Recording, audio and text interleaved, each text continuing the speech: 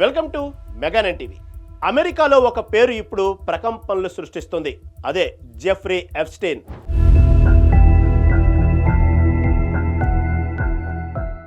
అతను చనిపోయి ఏళ్లు గడుస్తున్నా అతని పాపపు చిట్ట చీకటి సామ్రాజ్యం ఇప్పుడు బయటపడుతుందనే భయం అగ్రరాజ్యం అధినేతలకు వణుకు పుట్టిస్తోంది.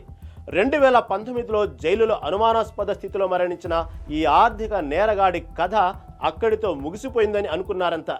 కానీ ఇప్పుడు ఎప్స్టీన్ ఫైల్స్ రూపంలో మళ్లీ మొదలైంది. ముఖ్యంగా టెస్లా అధినేత ఎలాన్ మస్క్ చేసిన తాజా కామెంట్స్ ఈ అగ్నికి ఆజ్యం పోసాయి. ఎప్స్టీన్ కస్టమర్ల లిస్టులో డొనాల్డ్ ట్రంప్, బిల్ గేట్స్ వంటి అగ్రనేతలు ఉన్నారని, అందుకే ఆ ఫైల్స్ ను బయటకు రాకుండా ట్రంప్ అడ్డుకుంటున్నారని మస్క్ సంచలన ఆరోపణలు చేశారు. అసలు ఎవరి ఎప్స్టీన్? ఇతని పేరు వింటే అమెరికా అగ్రనేతలు ఎందుకు వణుకుతున్నారు? ఇతని డెత్ వెనుక ఉన్న మిస్టరీ ఏంటి? ఆయన ఆస్తులకు వారసులు ఎవరు? జెఫ్రీ ఎప్స్టీన్ న్యూయార్క్కు చెందిన ఒక ఇన్వెస్టర్. 1970లో డిగ్రీ లేకపోయినా డోల్టన్ స్కూల్లో టీచర్గా పనిచేశాడు. మంచి పలుకుబడి ఉన్న వ్యక్తి. హై ప్రొఫైల్ వ్యక్తులతో పరిచయాలు పెంచుకున్నాడు. 1982లో జే ఎప్స్టీన్ అండ్ కో పేరుతో సొంతంగా ఓ కంపెనీ స్టార్ట్ చేశాడు. ఈ సంస్థ కొన్ని వందల కోట్ల డాలర్ల విలువైన ఖాతాదారుల సంపదను మేనేజ్ చేసే స్థాయికి చేరుకుంది. ఆ సంస్థ ద్వారానే ఎప్స్టీన్ కు బాగా కలిసి వచ్చింది. రాజకీయంగా, వ్యాపార పరంగా, ఎంటర్టైన్మెంట్లో టాప్ సెలబ్రిటీలతో పరిచయాలు ఏర్పడ్డాయి.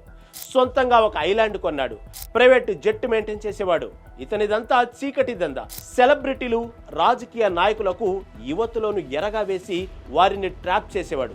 ఈ వ్యవహారం ఏళ్ల తరబడి గుట్టు చప్పుడు కాకుండా సాగింది. 2005లో ఫ్లోరిడాలోని పామ్ బీచ్లోని తన నివాసంలో 14 ఏళ్ల అమ్మాయిని లైంగికంగా వేధించాడని ఆ అమ్మాయి పేరెంట్స్ పోలీసులకు కంప్లైంట్ చేశారు. పోలీసులు ఎప్స్టీన్ ఇంటికి వెళ్లి తనిఖీ చేసినప్పుడు ఒక్కసారిగా షాక్ అయ్యారు. ఇళ్లంతా అమ్మాయిలు, పిల్లల ఫోటోలు కనిపించాయి. ఆ కేసులో దోషిగా తేలటంతో ఎప్స్టీన్ను మొదటిసారి పోలీసులు అరెస్టు చేశారు. అయితే 2008లో ప్రాసిక్యూటర్ల ఒప్పందానికి రావడంతో ఎప్స్టీన్కు తక్కువ శిక్ష పడేలా మేనేజ్ చేశారు. మళ్లీ 2019లో మైనర్ బాలికలను లైంగికంగా దోపిడీ చేసే ఒక భయంకరమైన నెట్వర్క్ నడిపినట్లు ఎప్స్టీన్ పై ఆరోపణలు వచ్చాయి. దీంతో రెండోసారి ఈ కామాంధుడు అరెస్ట్ అయ్యాడు. 2019 ఆగస్టులో జైలులోనే చనిపోయాడు. అయితే అది ఆత్మహత్య అని పోలీసులు చెప్పినా జెఫ్రీ ఎప్స్టీన్ మరణం ఒక మిస్టరీగా, ఒక పజిల్గానే మిగిలిపోయింది. అమెరికా మాజీ అధ్యక్షుల నుంచి హాలీవుడ్ స్టార్స్ వరకు అందరి గుట్టు తెలిసిన వ్యక్తి. హై సెక్యూరిటీ ఉండే జైలులో ఉరివేసుకుని ఎలా చనిపోయాడనేది ఇప్పటికీ $1 మిలియన్ ప్రశ్న. అయితే ఇప్పుడు ఆ మిస్టరీని మరింత పెంచేలా ఒక డాక్యుమెంట్ బయటపడింది. ఎప్స్టీన్ చనిపోవడానికి ఒక రోజు ముందే, అంటే ఆగస్టు 9వ తేదీనే ఎప్స్టీన్ చనిపోయాడని చెప్పే ఒక ప్రెస్ స్టేట్మెంట్ను అధికారులు డ్రాఫ్ట్ చేసి పెట్టుకున్నారు. అసలు బతుకున్న మనిషి గురించి చనిపోయినట్లు డ్రాఫ్ట్ ఎందుకు రాశారన్నది ఇప్పుడు అనేక అనుమానాలకు దారితీస్తుంది. ఆగస్టు 10, 2019 ఉదయం ఎప్స్టీన్ తన జైలు గదిలో విగతజీవిగా కనిపించాడు. కానీ బ్యూరో ఆఫ్ ప్రిజన్స్ కు సంబంధించిన అంతర్గత ఈమెయిల్స్ ప్రకారం ఆగస్టు 9వ తేదీనే పబ్లిక్ అఫైర్స్ అధికారులు ఒక స్టేట్మెంట్ను సిద్ధం చేశారు. సాధారణంగా ఎవరైనా చనిపోయాక ప్రకటన రాస్తారు. కానీ ఇక్కడ అనుమానించాల్సిన విషయం ఏంటంటే ఎప్స్టీన్ చనిపోక ముందే ఎందుకు రాశారు? రేపటికల్లా ఇతను ఎలాగూ ఉండడు అని వారికి ముందే సమాచారం ఉందా అనే అనుమానాలు ఇప్పుడు బలపడుతున్నాయి.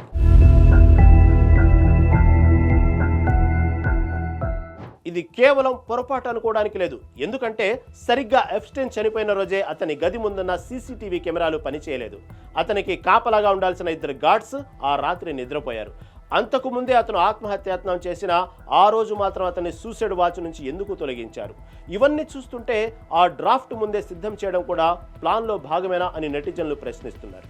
అయితే దీనిపై అధికారులు స్పందిస్తూ హై ప్రొఫైల్ ఖైదీలు ఉన్నప్పుడు వారు నిరాహార దీక్ష చేసినా, అనారోగ్యం పాలైనా, చనిపోయినా మీడియాకు ఎలా చెప్పాలి అనే దానిపై ముందుగానే కంటింజెన్సీ డ్రాఫ్ట్ సిద్ధం చేసుకుంటామని కవర్ చేసుకునే ప్రయత్నం చేస్తున్నారు. కానీ ఎప్స్టీన్ విషయంలో అన్ని అనుమానాస్పదంగానే జరగడంతో జనం ఈ వాదనను నమ్మడం లేదు.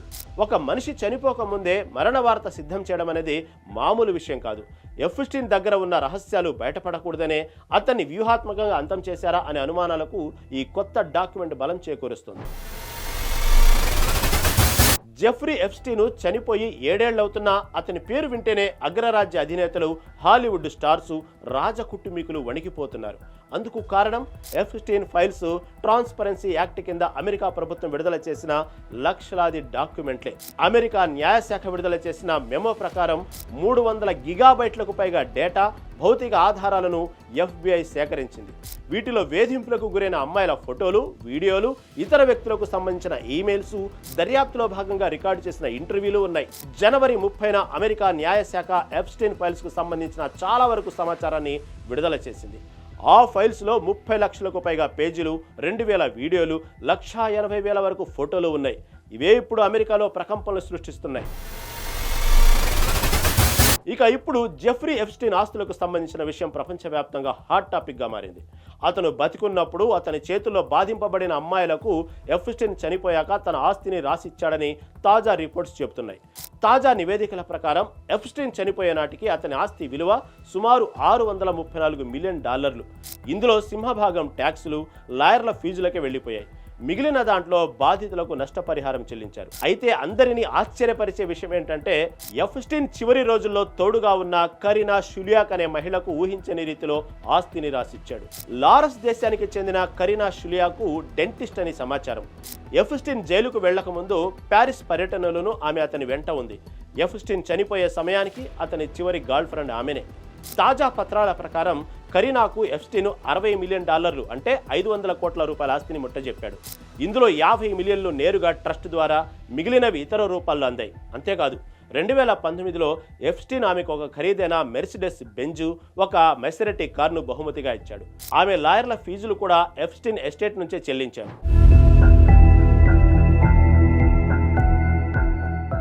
మరి ఎప్స్టీన్ వల్ల నరకం అనుభవించిన బాధితుల పరిస్థితి ఏంటి అంటే, ఎప్స్టీన్ ఎస్టేట్ నుంచి మొత్తం 135 మంది బాధితులకు కలిపి సుమారు $121 మిలియన్ పరిహారంగా చెల్లించారు. ఒక్క గర్ల్ ఫ్రెండ్ కు 60 మిలియన్లు, 100 మంది బాధితులకు కలిపి 120 మిలియన్లు. అంటే ఒక బాధితురాలికి దక్కిన దానికంటే ఎప్స్టీన్ ప్రియురాలికి దక్కిందే చాలా ఎక్కువ అని విమర్శలు వస్తున్నాయి. ఈ 600 మిలియన్లలో సగానికి పైగా ప్రభుత్వం, లాయర్లే పంచుకున్నారు. ఎస్టేట్ పన్నుల రూపంలోనే దాదాపు $180 మిలియన్ ప్రభుత్వానికి వెళ్ళాయి. ఈ కేసును వాదించిన లాయర్లు, ఎస్టేట్ నిర్వాహకులు, అకౌంటెంట్లు వీరందరికీ కలిపి కోట్లాది డాలర్లు ఖర్చయ్యాయి. చివరికి ఎప్స్టీన్ ఐలాండ్స్ను కూడా అమ్మేసి ఈ డబ్బును సమకూర్చారు. డబ్బు ఉంటే చట్టానికి, నీతికి అతీతంగా బతకొచ్చని ఎప్స్టీన్ నిరూపించాడు. చనిపోయాక కూడా తన ప్రియురాలికి 500 కోట్లు కట్టబెట్టి తన వక్ర బుద్ధిని చాటుకున్నాడు. బాధితులకు కొంతమేర ఆర్థిక సాయం అందినా వారు అనుభవించిన మానసిక క్షోభను ఎవరు వెలకట్టలేరు.